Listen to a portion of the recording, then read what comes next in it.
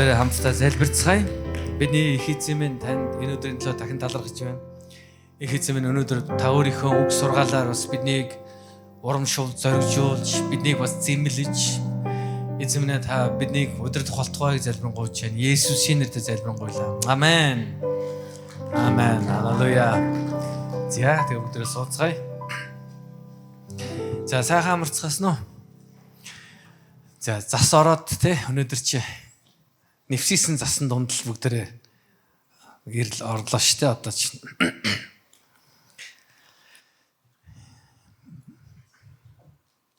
За бүгдээрээ өнөөдөр Йошуа номын 23 дугаар бүлгийн 10 дугаар ишлэгийг унших чинь 10-11.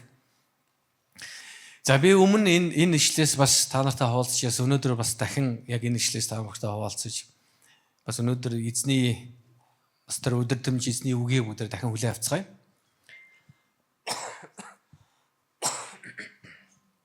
За Йошуа ном 10 дугаар бүлгийн 23 дугаар бүлгийн 10-11 дугаар ишлэл. За ингэж бичсэн байна. Та анхааралтай сонсороо. Би уншия.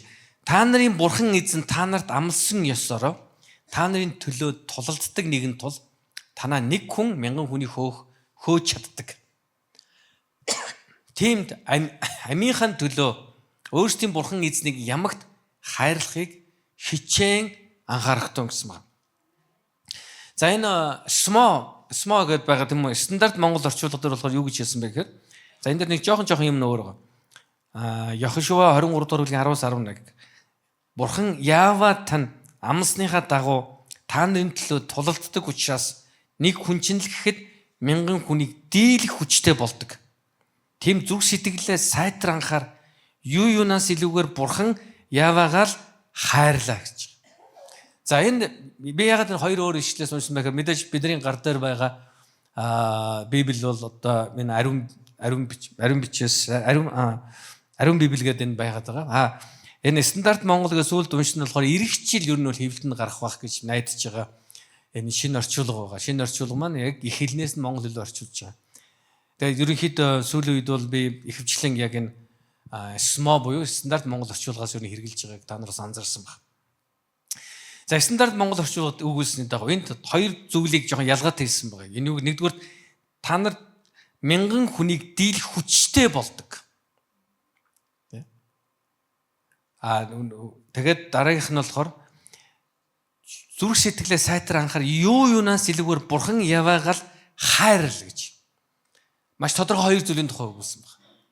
Нэгдүгээр бурхан та нартай хамт байдаг учраас та нарын нэг хүн чинь мянган хүнийг дийлэх хүчтэй болдог. Хоёрдугаарт нь яг энийг цааш нь өргөжлүүлж яг энэ хүч чадал дотор явахыг хүсэж байгаа бол бурхан эзнээ хайрласаар байгаа. Бурхан эзэнд итгэж найдсан хэвээрээ байгаа гэдгийг өнөөдөр энэ бичвэр хэлж байна гэсэн. Нэг хүн мянган хүнийг дийлэх гэдэг үл энэ бол ер бус юм. За ер бус юм. Гэхдээ бичвэр дээр маш тодорхой өгүүлсний үгээр та нарын нэг хүн чинь хоёр хүнийг дийлнэ шүү гэж хэлээгүү. Ерөөс нь барыг дийлж магадгүй ч гэсэн санаагаар хэлээгүү. Бүр мянган хүний тухай, 100 хүний тухай ч 10 хүний тухай мянган хүнийг дийлнэ гэж хэлсэн байна. Тэгэхээр энэ бол ер бусын зүйлийн тухай ярьж байна. Хэн нэгэн хүнд бид нар хуржээд чи бол мянган хүнийг ялах хүчтэй гэж хэлэх юм бол бид нар тэ сайхан хөөрөглөөдөө гэж бодно тийм үү? Гэтэл бичвэр дээр хэлсэн байгаа зүйлийг бид нар бурхан сайхан хөөргөөд энэ гэж харахаас илүү энд ямар учир байна гэдгийг мэдэх хэрэгтэй болж байгаа. Вай, яагаад нэг хүн мянган хүнийг дийлэх гэм хүчтэй байх гэж. Энд үндсэндээ хоёр чухал зүйлийг өгүүлж байгаа. Яг саяны энэ мянган хүн гэдэг дээр. Нэгдүгээр юуны тухай ярьсан бурханы амлалтын тухай ярьж байна. Бурхан амлсан учраас гэж. Хоёрдугаар бурхан та нарын төлөө тулалдах учраас гэсэн байна. Тийм учраас та нарын нэг хүн мянган хүнийг дийлэх хүч чадалтай байгаамаа гэдэг тухай ярьж байгаа. Тэр энэ зүгээр нэг одоо жишээл хэн нэгэн хүнийг мянган хүнийг өргөх хүч чадалтай мянган килограммыг дийлэх тэнхээтэй гэдэг зүйлийн тухай яриаг. Эсвэл хэн нэгнийг зүгээр нэг урамшуулах гэж хэлээгөө. Энэ маш тодорхой Йошуа тийм үү? Одоо тэр удирдагч маш тодорхой хэлсэн. Йошуа ард олныг сургамжилсан гэж. Ард олондоо хандж хэлж байгаа.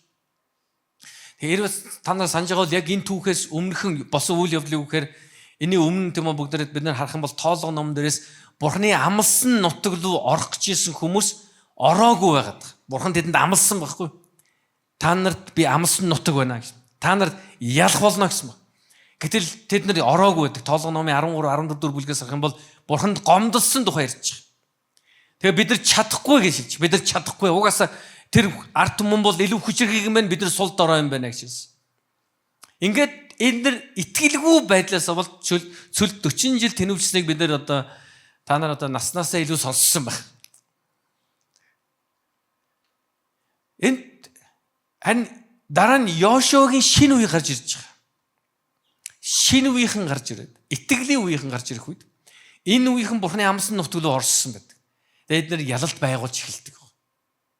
Тэгээд эзэн тэдэнд хандаж шилж байна. Йошуагаар дамжуулж шилж байгаа.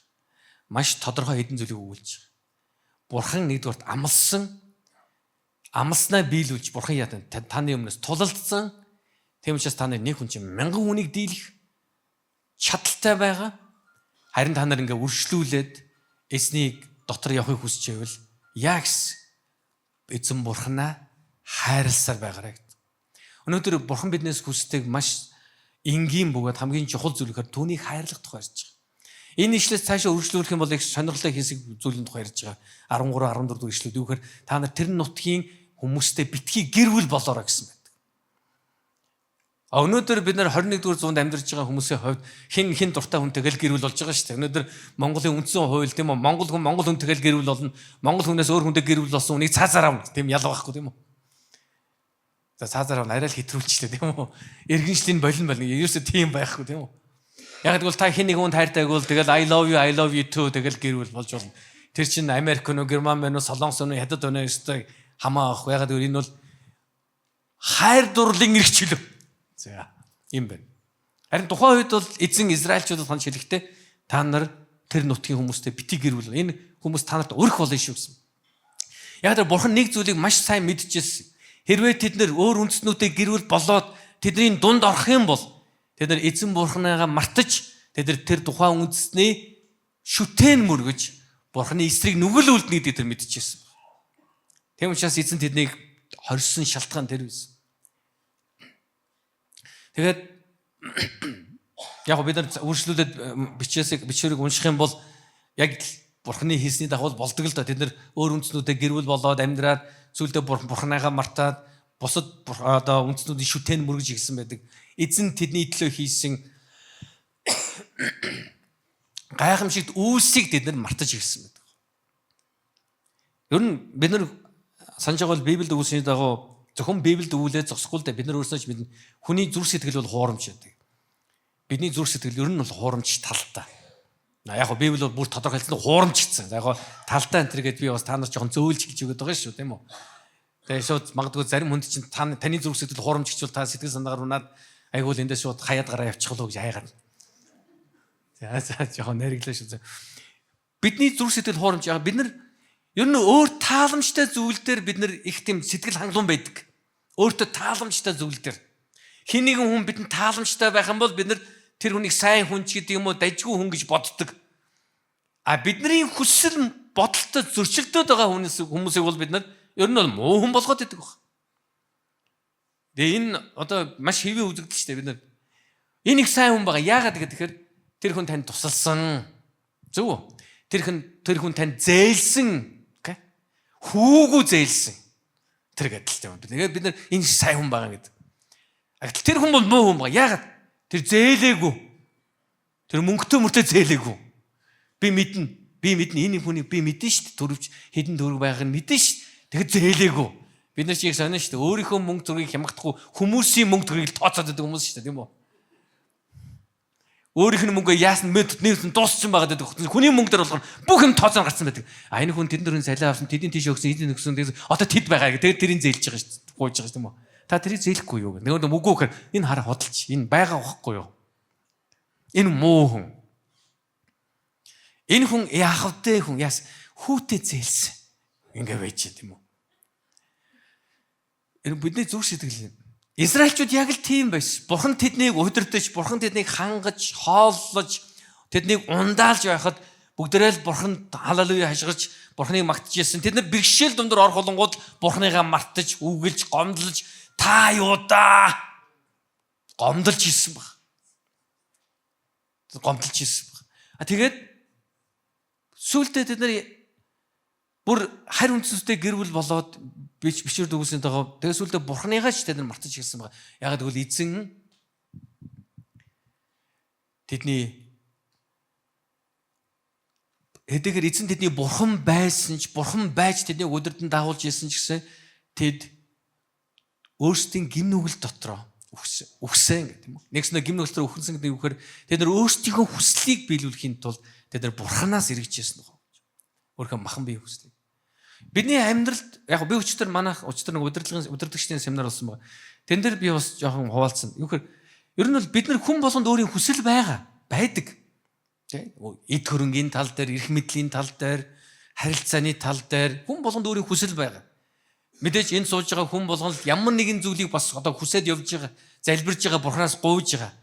Нэг хоёр давхар хаусын тухай, нэг нь залбирж байгаа, нэг нь дөрөв дугуй маячдаг машин гэж залбирж байгаа байх, тийм үү? Янз бүр. Нэг нь магадгүй өр ширнээс гарч ирсэн. Эсвэл зарим хүмүүс бас албан тушаал гуйж. Эзэм та хэрвээ хүсвэл та ийм албан тушаал надад энэ буруу юм байхгүй л дээ энд. Харин зүгээр нь юу асуудал болдгоо гэхээр өнөөдөр бичвэрийн тухай харах юм энэ бүхэн маань бурхны хүслээс дээгүүр бид нар тавьж эхлэх үед. Тэргүүл бол тэрийг л өгөхгүй бол бурхан биш болох гээд байх үед. Ягсандаа хүмүүс тэгж ярьдаг. Хэрвээ та бурхан юм бол гэдэг. Юу гэж байгаа бурхан юм бол гэж. Тулгаад байгаа байхгүй. Хэрвээ та бурхан юм бол надад энийг өг гэд. Өгөхгүй бол бурхан биш болчихгоо. Хэрвээ та бурхан юм бол намайг идгэ яг одоо идгэ. Гэхдээ бүрсэлд зарим бурхан тушааж штт. Та яг одоо идгэ Есүсийн нэрээр өөрийнх нь нэрээр өөртөө тушаагаад штт. Есүсийн нэрээр яг одоо намайг идгэ. Хэрвээ та бурхан юм бол. Ямар агуу ямар том хүн бэ?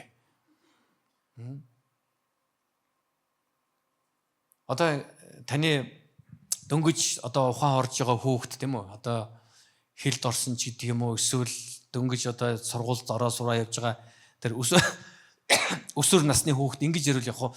Та үнэхээр тийм миний аав ээж муу юм бол та хоёр надад яг одоо өөрийн гэсэн машин авч өг гэвэл яах вэ? Бид нар аав ээж нэгдгээ батлахын тулд машин авч өгөх үү? Үгүй шүү дээ. Яагаад тэр 12 настай хүүхдэд машин авч өгөх?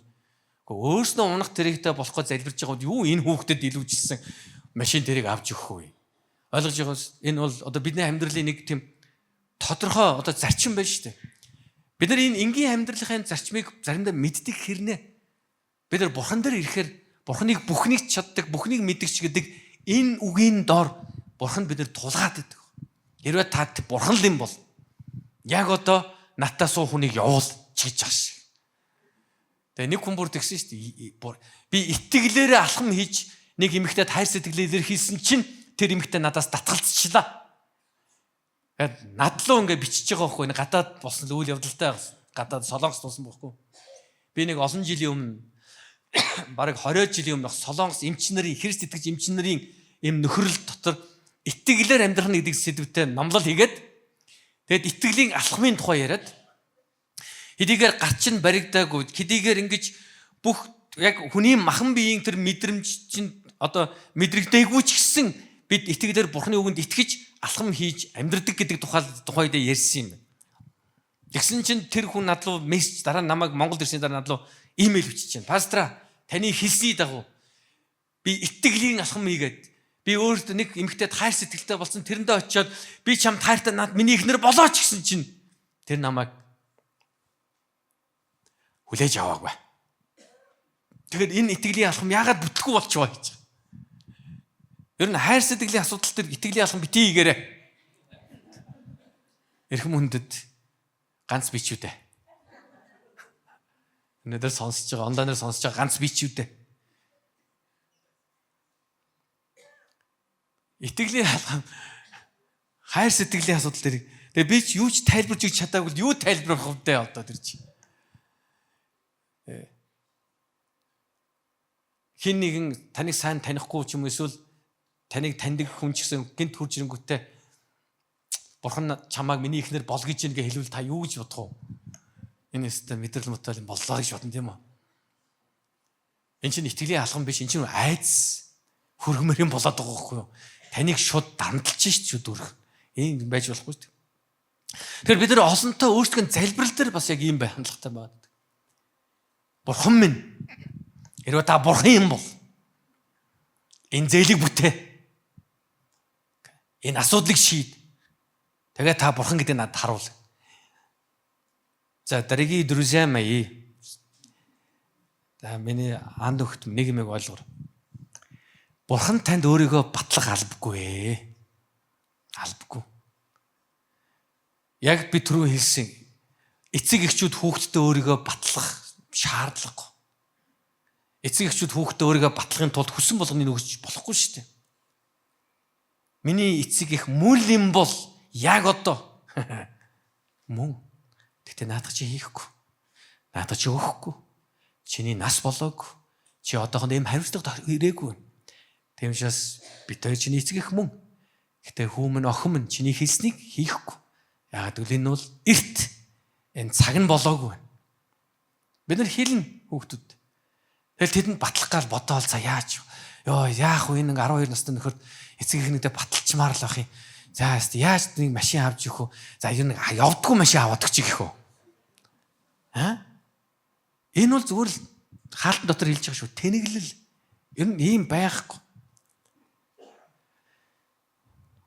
Тэгэд энд маш тодорхой хэд хэдэн зүйлийг тэр яг энийг өмнөх түүхүүдэд Израильчууд хийсэн зүйл байгаа. Нэг нь тэр байсан баг. Бурханд бүрэн итгэхгүй байгаад. Бурханы үгэнд итгэлгүй байдал байсан. Тэгэд итгэлгүй үеийнхэн цөлд өгсөний дараа шинэ үеийнхэн гарч ирж тэрийг Йошуа удирдах Калеб хоёр тэнийг дагуулж Бурханы амлсан нутагт очиж байгаа. Тэгээд тэнд хэлж гэн Йошуа. Йошуа номын 23 дугаар бүлгээр хэлж байна. Эзэн бурхан, та нарын бурхан та нарт амласныхаа дав.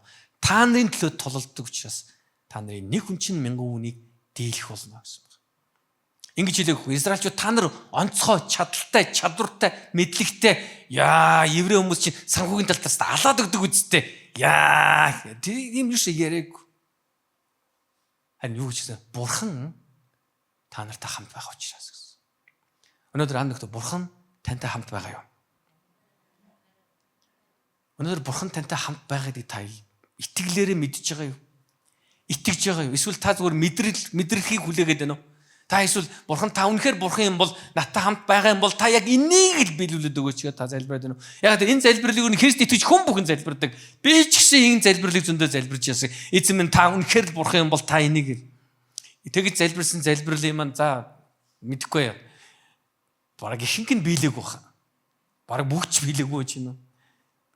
Ингэж бурханд тулгсан. Тэгээ бурханыг өөрийгөө надад батал, өөрийгөө надад харуул. Бурхан бидний хин боолуу, бэрдүү. Хэрвээ үнэхээр Библийн дагуу бурханд бид нар итгэж байгаа бол тэр үл бүтээгч бурханы тухай ярьж байгаа. Тэр бидэнд өөрийгөө батлах биш, харин тэр бидний өөрийн алдрын төлөө бүтээсэн бурханы тухай ярьж байгаа. Харин ч бид түүнд итгэж байгаа гэдгээ баталж, харуулж амьдрах ёстой. Түүний үг сургаалыг дагж. Өнөө үед бид нар хитрхи их нэг юм буруу мэдээлэл донд амьдраад байна. Ямар мэдээлэл вэ гэхээр та бол цорын ганц. Тантай зүрлэх хүн байхгүй. Засан ширхэг хэн гэдэг тийм үү? Хэлбэр төсөн өөр байдгийн адил. Хүний хурууны ихээ дахин давтагдчихгүй байл. Та бол онцгой гэд. Бүгдээрээ ийм үг сонсоод одоо амьдарч байгаа хүмүүс. Өөрийгөө л хамгийн чухал нь онцгой. Тэгэл бүх юм өөрийн тойрч эргэлтэнэ гэж бодож идэг. Come on. Үгүй тийм биш. Мэдээж бурхан танд ухаан өгсөн. Ухаанаа ашигла. Бурхан танд чадвар өгсөн. Чадвараа ашигла. Эрүүл ухаан, чадвараа ашиглаж зөв амьдр. Бурханы алдрын төлөө яв. Бурханыг алдаршуул. Би түрүү хэлжсэн бидний өөрийн хувийн хүсэл мөрөөдөл гэдэг үл нэг хэрэг. Би нэг тийм машинтай болох юмсан, тийм байртай болох юмсан, тийм ажилтай болох юмсан, тэнд очиж амьдрах юмсан, эсвэл тэнд очиж ажиллах юмсан, орлогоо ингэж нэмэх юмсан, ийм ашиг орлоготой болох юмсан. Энэ бодол бол мэдээж нүгэл биш ээ. Энэ бол гэхдээ энэ бодол чинь хизээж Бурхны танд танай гэр бүл төгсөн дуудлагаас давж болохгүй л гэдгийг ойлгох хэрэгтэй. Хэрвээ Бурхны дуудлагатай таны хүсэл зөрчилдөх юм бол та Бурхны үгийг сонсож, Бурхны дуудлагыг дахыг сонгох нь өөрөө шагналтай гэдгийг ойлгох хэрэгтэй. Энэ бол ерөөлтэй юм байна. Бид Бурхны дуудлага түүний бидний амьдралд өгсөн тэр хувь тавиланг сонсохгүйгээр зөвхөн би юу хүсэж байна? Надад юу гой санагдаж байна? Надад юу зөв санагдаж байна гэдэг энэ амьдралыг даахал юм бол бид үргэлж Бурхны дуудлагын эсрэг амьдрах болно гэсэн. Тэгээ бид нар заримдаа тэгтэл би итгэж хിവэрэ байж та. Итгэж хിവэрэ байх гэдэг чинь таныг зөв гэж байгаа. Эсвэл таны одоо та Бурханаар хүлээн зөвшөөрөгч гэсэн санаа биш шүү дээ. Итгэж гэж хэлэх гэдэг бол тийм ч одоо сүртэй бас биш. Таныг итгэж гэдэг нь бол Бурхан таны юу дуртай юу сүнслийг биелүүлнэ гэж бодож байна. Энд чи итгэж юм биш. Яана. За харин тий. Аль ямар за дуртай юм ямар Бурхан тийм биш дээ. Харин итгэж гэж байгаа бол харин ч бид нар Бурханы үгийг сонгохыг, Бурханы үгийг даахыг сонгох хэрэгтэй. Миний амьдралд хэд хэдэн удаа миний хүсэл, бодол эхнэр бид хоёрын хоорондоо ярилцсан яриа маань Бурханы манай гэр бүл төгсөн дуудлагыг одоо зөрчилдөжсэн үед байдаг. Юу хийх вэ? Хаана амьдрах вэ гэх мэтийн зүйлс. Юутай болох вэ гэсэн зөрчилдөжсэн үед. Харин энэ бүх үед эхнэр бид хоёр залбираад яг хамгийн сүүлд эзний тал сонголт хийхийг зорж ирсэн. Тэгсээр өнөөдөр хүртэл ирсэн баг. Эцэг би Бурханы өмнө очиод нэг үлээд би юутай байсан бэ, хэн байсан бэ гэдгээс илүүгээр би хэний өмнө дуулууртай байсан бэ гэдгээр бид хэмжигдэх. Эзний өмнө бид нар шүүгдэх болно. Энэ дэлхий дээр бидний хийж бүтээсэн бүхэн маань Бурханы зориг дуудлагын төлөө байсан уу гэдэг талаар бид нар эзний өмнө тайлагнах болмоос Бурханы өмнө бидний хинч энэ дэлхий дээр мөнх амьдрахгүй бид энэ дэлхиэс явна. Нэг л өдөр явна. Харин эзний өмнө очиод шүүгдэх үед та юу гэж хэлэх вэ? Би таны зорилгын төлөө амьдрсан гэж хэлэх үү? Эсвэл би хүсэл мөрөөдлөө дагсан гэж хэлэх үү? Зарим хүмүүс хэлдэг, миний зүрхэнтэй хүслийг Бурхан биелүүлнэ. Бид нар энэ үгийг буруу л одоо бидний зүрхэнд Бурханы одоо тэр хүслийг дагах, Бурханы үгийг дагах тэр итгэлийг, тэр сэтгэлийг бид өөрсдөө зүрх сэтгэл дотор бий болгож сурах хэрэгтэй. Өнөөдөр та ямар нэгэн хэмжээгээр эзнийг хүсч эзний дотор хүсэж залбирж байгаа янз бүрийн одоо хүсэл залбирал байж болох юм. Гэхдээ үргэлж өөрөөсөө асуух хэрэгтэй. Бурханы дуудлага зоригтой зөрчилж гинүү? Энэ миний надад өгсөн Бурханы дуудлагатай. Манай гэр бүл төгсөн Бурханы хараатай. Израильчууд яг эзний өмнө очиод тэд нар зөрчилдсөн байхгүй. Тэр амлагдсан нутагт. Юун зөрчилдсөн гэж? Тэд нар зүгээр л айцаа ялж итгэлийг сонгох ёстой байтал тэд нар айцтай хүлэгдээд за энд амьдрах юм бол тэгэл дуусах юм байна. Тийм учраас цөллөгөө яваад өөрсдийнхөө дураар үхий. Хүний гарт үхээд явах вэ гэсэн. Тэр авраг, хүчрэхэг, дайчтай тэр хүмүүсийн гарт үхээд явах уу? Өөрсдийнхөө яваад л үхчихье гэж. Цөллөө явъя, эргий. Бүр Египт рүү буцсан ч яах вэ гэсэн шүү дээ. Буцаад боолын амьдрал руу очсон ч яах вэ? Хүмүүсийн гарт л үхэхгүй юм бол гэсэн. Харин Бурхан тэдэнд хэлсэн ба та нар миний чихэнд хэлсний дагуу би та нарт хийх болно. Та нар цөлд очиод 20-оос дээш насны бүх итгэлгүй тэр үхнэ гэсэн ба. Тэгээд дараа нь шинэ үеийнхэн гарч ирсэн. Энэ шинэ үеийнхэнтэй эзэн хамт алхсан юм аа. Ягаад гэвэл энэ шинэ үеийнхэн юу гэж хэлсэн гэж Йошуа илгээсэн газар бүр чинь бид явуулна. Илгээсэн газар бүр чинь явуулна. Тушаасан бүгдийг чинь биелүүлнэ гэж хэлсэн. Ягаад гэвэл Йошуа бусдаас илүү мэдлэгтэй, мэрэгэн ухаантай эсвэл бусдаас илүү эрх мэдэлтэй байсан учраас биш. Тэд нэг л зүйлийг мэдчихсэн. Бурхан Йошуаг тэдний удирдагчаар томилсныг, Бурхан Йошуагаар дамжуул тэднийг удирдна гэж итгэжсэн учраас. Тийм учраас Йошуа илгээсэн газар бүр чинь явах болно. Тушаасан бүгдийг чинь биелүүлнэ гэж.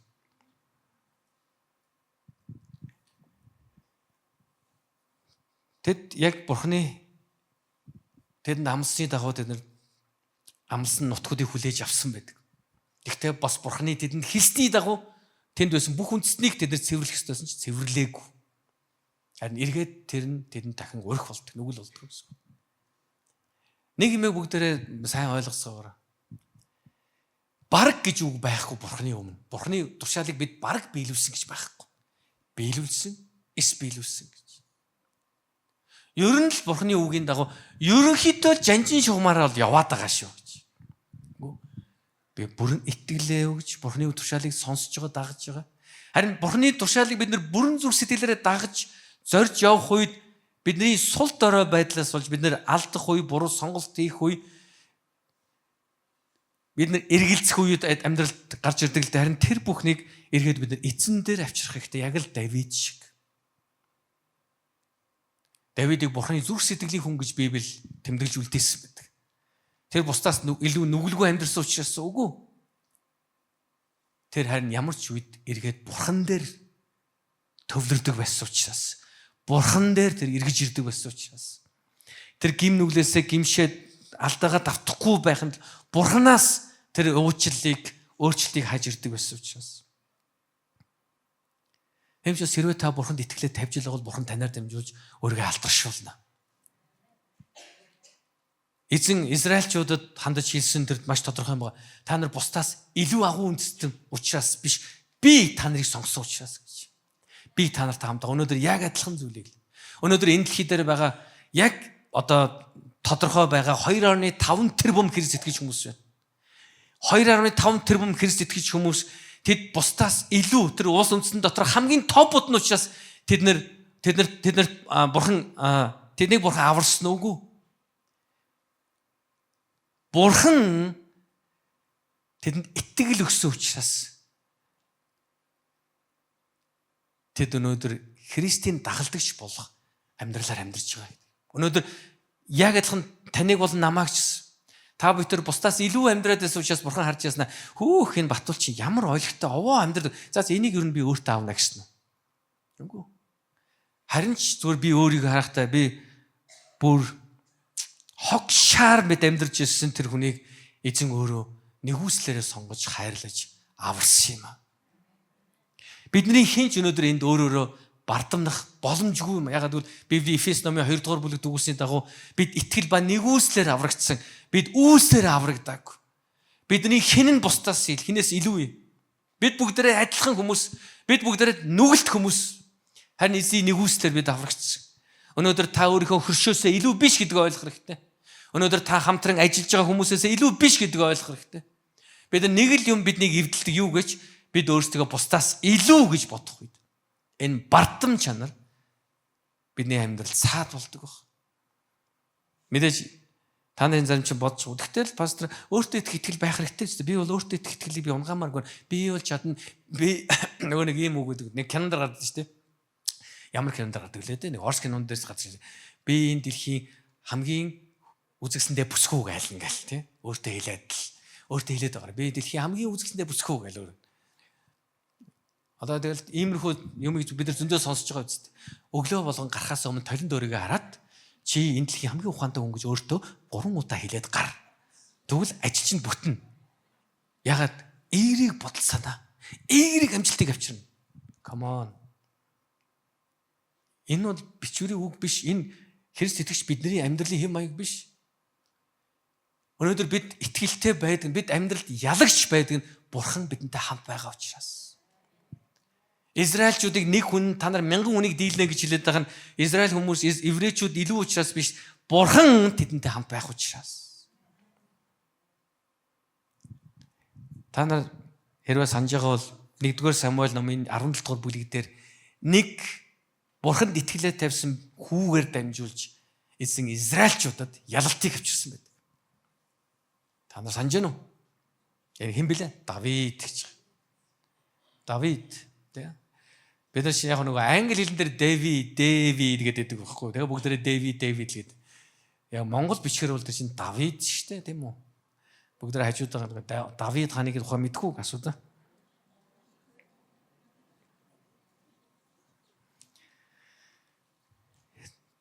Яг тухайн үед тэр хончин байсан тэр хүү ах нартаа хоол өгөхгүй, цэрэгтээс ах нартаа хоол өгөх гэж очисон байд, эргэж очисон байд. Яг энэ үед тэнд юу болж исэн бэ гэхээр Галиат гэдэг маш хүчрэхэг тэр чинь юу лээ? Миний санаж байгаагаар одоогийн өнөөгийн бодлоор өнөөгийн хэмжээсээр бол 2 метр 70 сантиметрлүүдээ тийм өндөр ийм авраг том биеттэй дайчин Филист хүн гэж байгаа шүү дээ, дайчин. Тэр хүн гарч ирээд Израильчүүдийг тэр тулалдах гэсэн. Тэгээд тэнд чинь эрүү одоо хац тулаан хийдэг үст эрүү тулаан гэж хийдэг үст тийм үү? 2 мундаг одоо тэргүүний дайчтай байлдуулаад ялсан тэгээд ялаад ялагдсан тэгээд бие биендээ одоо бууж өгөөч юм ингээ явдаг гэсэн. Тэгээд тэд эрүү тулаанч гарч ирсэн баг. Хац тулаанд. Тэгээд Израилаас дуудсан байдаг. Come on Израильчууд гараад ир. Надад тулдах юм байна. Гараад ир. Мусан Израильчууд, еврейчүүд та нар өгсөн хойно. Намайг ялах юм уу гэдээсэн. Тэгээд тэнд Саул хаан ч гэсэн тэрнээс айга гарч чадаагүй шүү дээ. Тухайн үед та нар санаж байгаа Саул хаан чинь Израильчуудаасаа бас нэг дохоо өндөр хүн байгаад байгаа шүү дээ, тийм үү? Хамгийн том нь шахал болоод байна. Бүгд айсан бох хэний ч гарч яг харахад л тэрвээр нэг юм байгаад байгаа учраас цаасан. Хин ч яцсан алуулах байсан.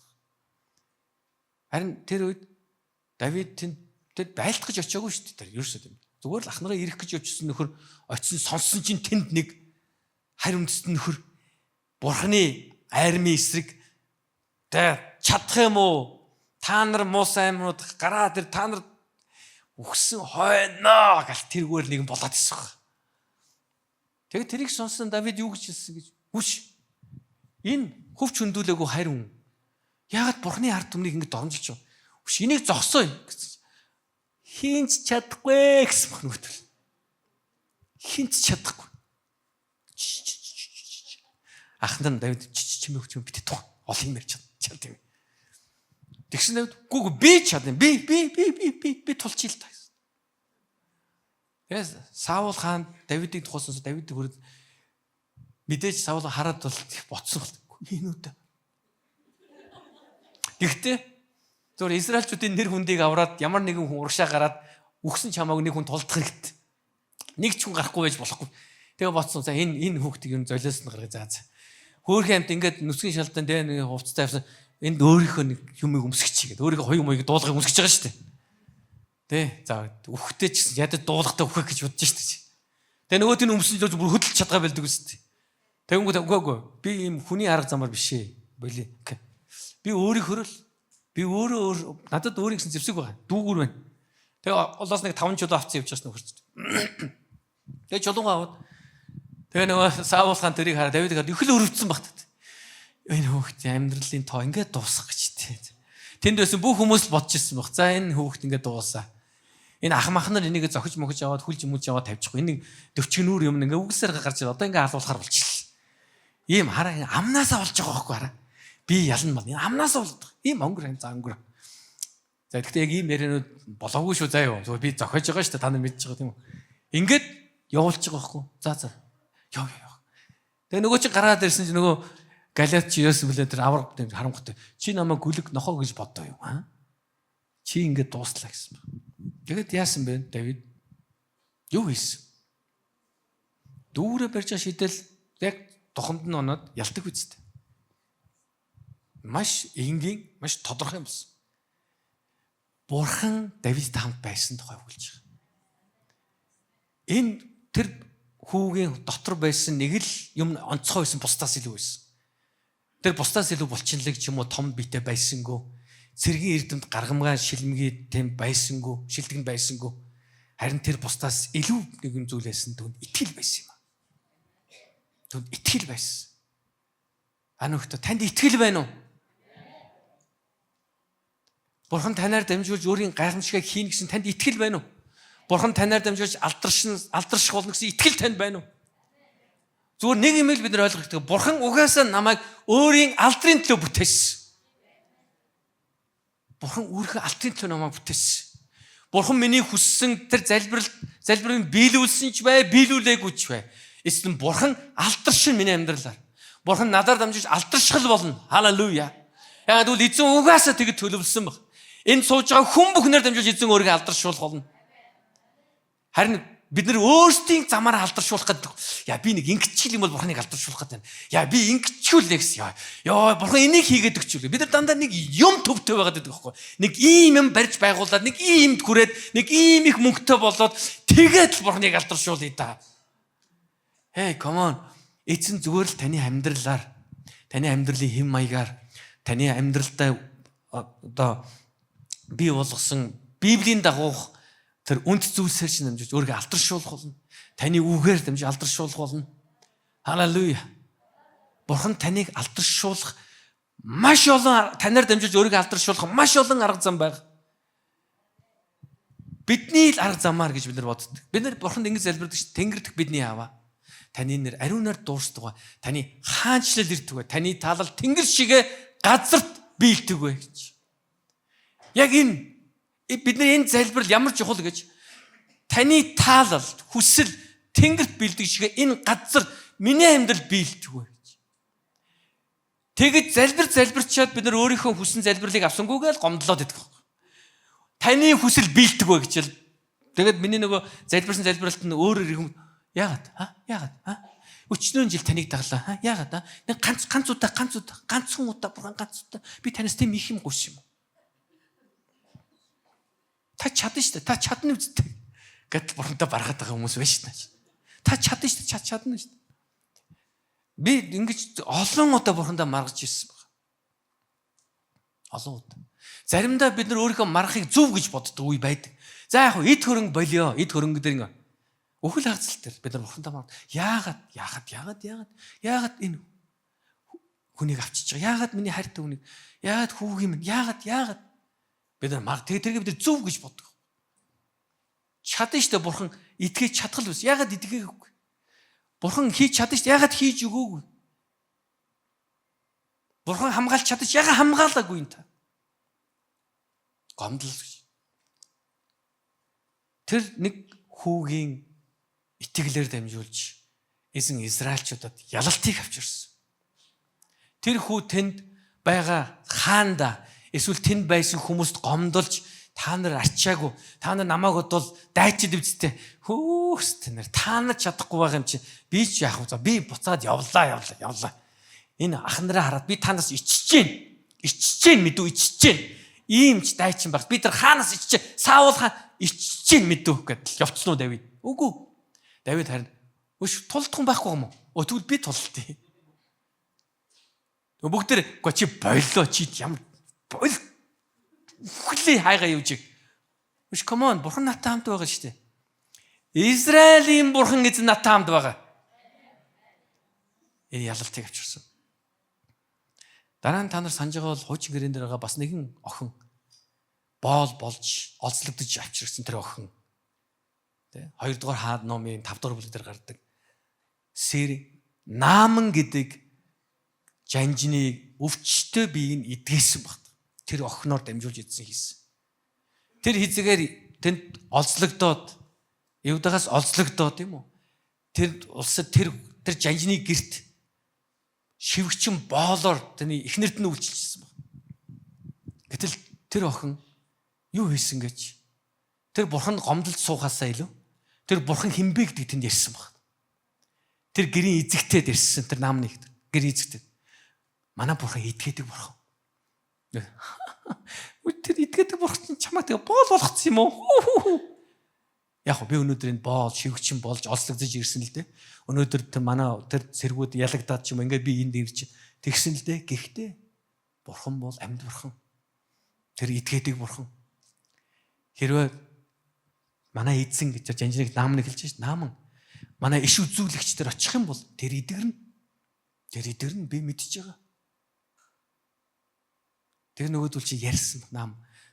Өш тэр нэг иш үзүүлж байж идэгэрдэг юм байна шүү. Тэгээд энэ түүх цааш нь яаж үргэлжлсэн бэлээ? Наамны идэгэрлэр дуустдаг баг. Бурхан гайхамшиг хайсан. Тэр нэг охиноос болж. Түүний зүрх сэтгэлд бурханд гомдлохоос илүү бурханд итгэх нь дүүрэн байсан. Яагаад бид нар баригдаж байгаа? Яагаад тэр тусмаа би баригдаж байгаа? Яагаад би энд боол болж ирж байгаа? Яагаад би бурхан та хаана? Та өөрийгөө харуулаач, батлаач. Өнөөдөр гэтэл бидний хинч боол болоогүй мөртлөө бурхан дээр гомдлоод байна. Баталж дандаа асуудал юу ихэвчлэн нөгөө юмнууд байгаа шүү дээ. Нөгөө нэг юмнууд. Тэрийг гिच та чаддгийм бол мэдээж би маш олон удаа Бурханаас гуйж ирсэн залбир эзэн минь та чадвал гэж залбирхаас илүүгээр эзэн өнгөрсөн хугацаанд надад юу заасан гэхээр Бурхан минь та хүсвэл гэж.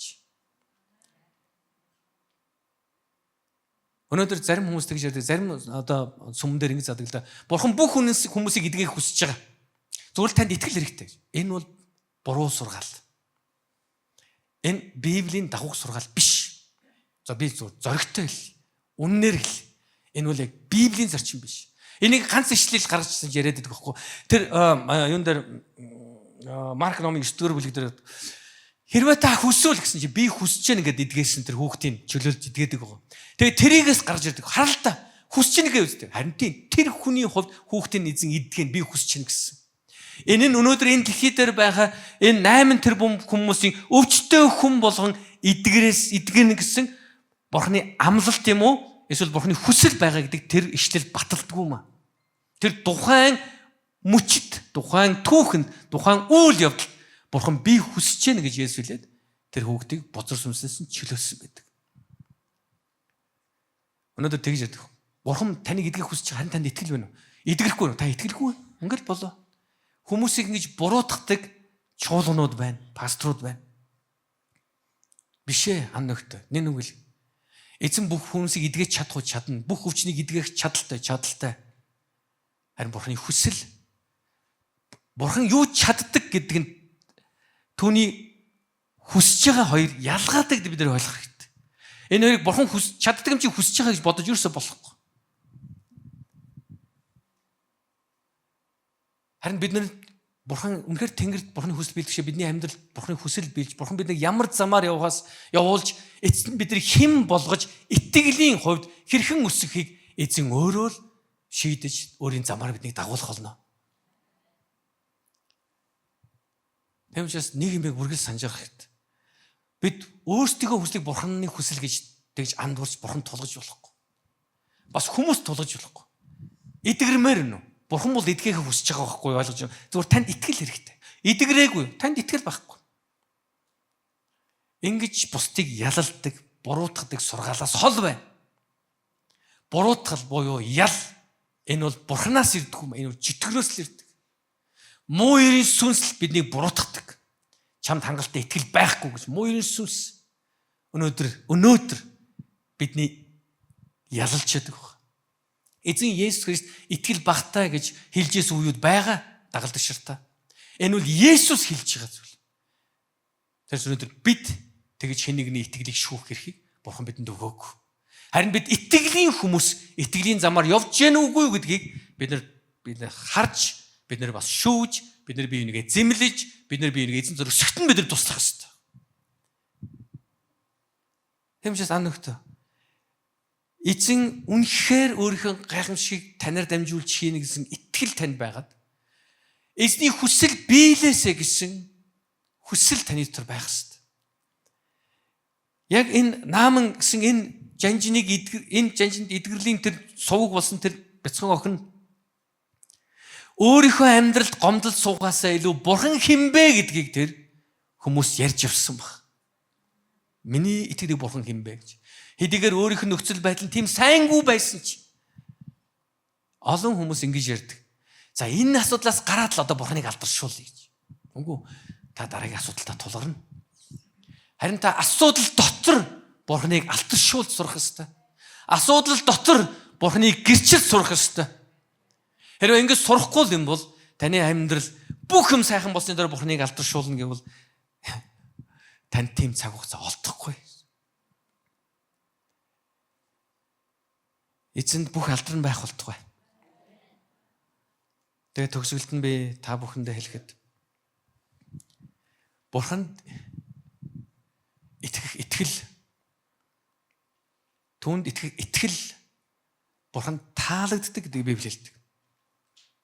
Бурхан өөр юу ч таалдаггүй гэсэн баг. Нэгсэндээ бидний царай зус юм уу мэдлэг боловсрал эсвэл эд хөрөнгө эрх мэдэл юуш Бурханы чухал Бурхан бидний дотор юу хүсдэг итгэлийг хүсдэг тухай. Таны өргөн бүдүүн байх, өндөр нарийн байх ерөөсөө хамаагүй.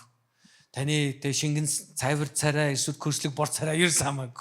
Таны давхраатай халагнууд давхраа гүжийнхэн дайчин нүдмүүд ерс хамаагүй. Таны дотор итгэл байна уу? Та үнэхээр бурханд итгэж байгаа юм. Энэ Давид яасан бурханд итгэсэн. Бурхан ялна гэсэн. Тэр ялсан. Тэр наамны тэр шивгчин байс тэр бяцхан охин бурхан идгэж чадна гэсэн. Идгээсэн. Бурхан өөрийгөө алдаршуулсан юм аа. Та итгэж байгаа юу бурханд? Эсвэл та ямар нэг юмны ард гарч ижил бурханыг алдаршуулна гэж бодож байна уу? Үгүй. Одоо та яг энэ дотор өнөөдөр тэр бэрхшээл дотор, асуудал дотор, эсвэл өнөөдөр байгаа амжилт ялалт дотор бурханыг алдаршуулаарай, бурханыг гэрчлээрэй. Бурханы хинбэ гэдгийг тунхаглаарай. Дэлхий та бурхан хинбэ гэдгийг зарлаарай. Амен. Халелуя. Эзэн та нарыг дамжиж алдарших болтугай. Амен. Халелуя. Эзэн та бүгд хамт босцгоё.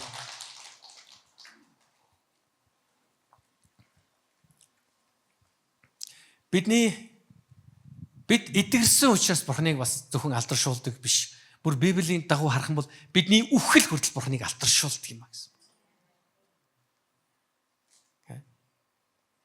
Бидний үхэл хүртэл бурханыг алдаршуулдаг. Бидний нөгөө хүмүүс бидний санаал واخгүй. Ер нь бол бид нар ямар нэг тийм амжилтанд хүрэхээр л бурхан одоо л алдаршиндаа гэж боддог. Бид нарыг ялагдах үед ч гэсэн бурхан бид нарыг дамжуулж алдаршиж чадах бурхан гэдгийг бид нар ойлгох хэрэгтэй. Бурхан зөвхөн амжилтыг хараад л байж бурхан. Йоо энэ дотор энд амьд үгээс харж ойлгохтой амжилттай алга энэ сүмэр юу алдаршихгүй нэ ёо ямар хэцүү юм бэ ёо тэр нь яасан тэр нь өрнөжийн асуун шийдэгдэг нөгөөх нь зээлэнж бүтээгөө нөгөөх нь ёо энэ амьд үгсэн бүр бид нар яг ингэж бодоод байх. Бид нар хүний л нүдээр бодоод хүний л ухаанаар бодоод байгаа гэсэн үг. Бид хүмүүсийн нүдэнд ялагдсан мэт боловч харин бид давуулан дийлсэн байдаг. Та нар апостолуудыг тэг шинэ гэрээнд байгаа апостолуудыг хуучин гэрээнд байгаа иш үзүүлэгчдийг бүгдээр амжилттай сайхан амьдэрсэн гэж бодож байна. Үгүй. Бүгдээрээ хүний нүдээр амжилттай амьдэрсэн. Үгүй. Тэд бурханы өмнө амжилттай амьдэрсэн. Тэд хавчигдаж, гадуурхагдаж, доромжлогдож, шоронд хаягдаж байсан. Тэгээ сайхан би нэг юм хальт харсан байна. Нэг хүн тэгс нэг юм юун дээр юу гэлээ эн чинь хувц подвалк дээр ингэж бичсэн байсан гинэ. Миний үлгэр дуурайл болсон бүх хүмүүс шоронд орсон. Есүс, Паул гэж бичсэн гинэ. Илч Паул, Йохан бүгд шоронд орсон гэж. Үнэн байхгүй. Бидний үлгэр дуурайл болсон бүх хүмүүс эзэн Есүс Христ хоригдож, доромжлогдож, цовдлогдож өгсөн. Оршуулгадаж, үхлийг ялсан. Халелуя. Бидний үлгэр дуурайл болсон Илч Паул шоронд хоригдож байсан, хоригдл байсан. Апостолууд шоронд хоригдож байсан. Тэд нэр амнаас алдж байсан. Бидний үлгэр дуурайл болсон хүмүүс итгэлийн бааtruуд. Тэд нэр гим нүгэлд унж яасан. Гэхдээ гим нүглээсээ эргэн гимшиж бурхан руу эргэж байсан.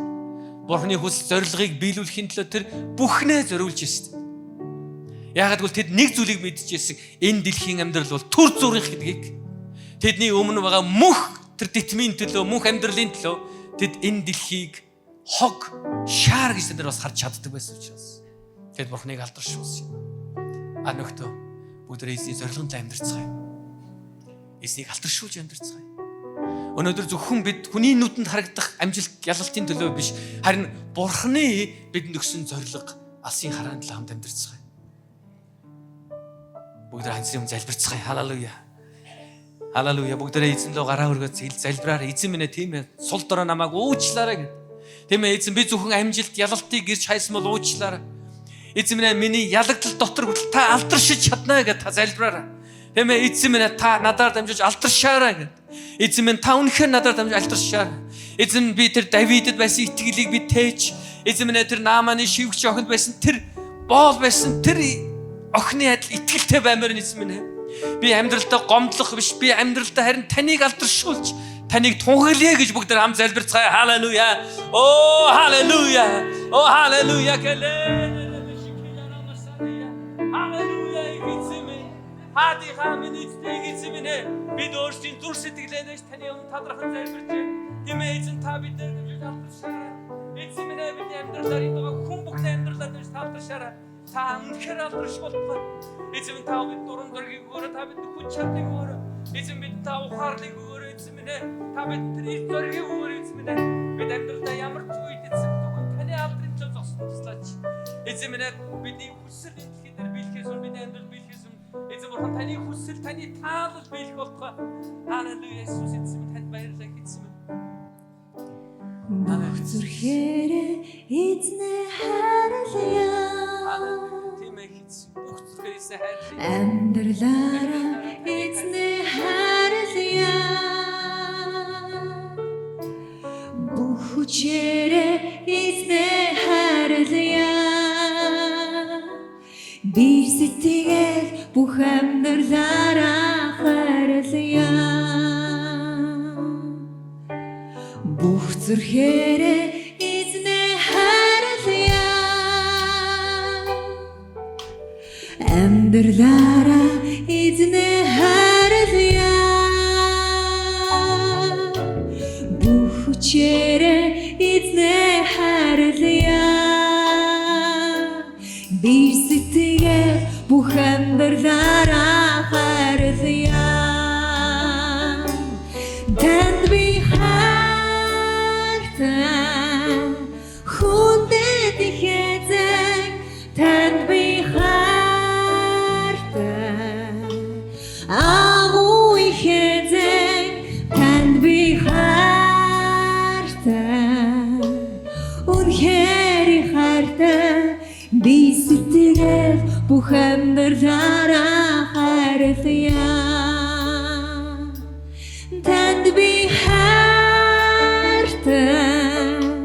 хүндэт ихэзэн танд би хайртай.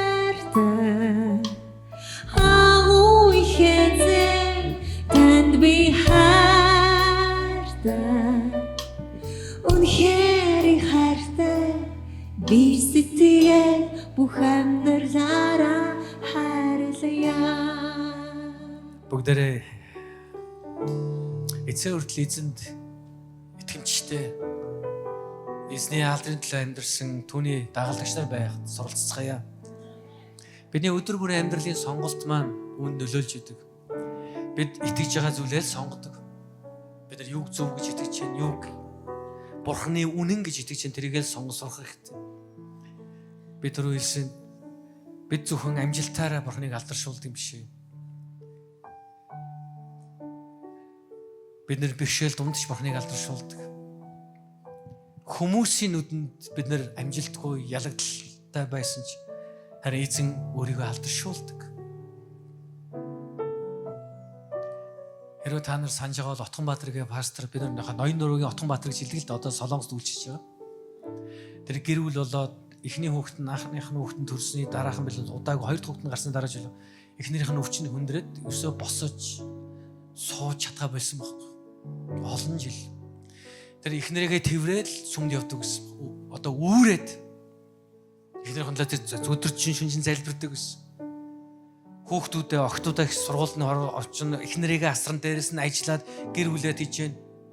Магадгүй зарим хүмүүсийн хувьд, зарим итгэж биш хүмүүсийн хувьд түүний амьдрал харахад уналт юм шиг.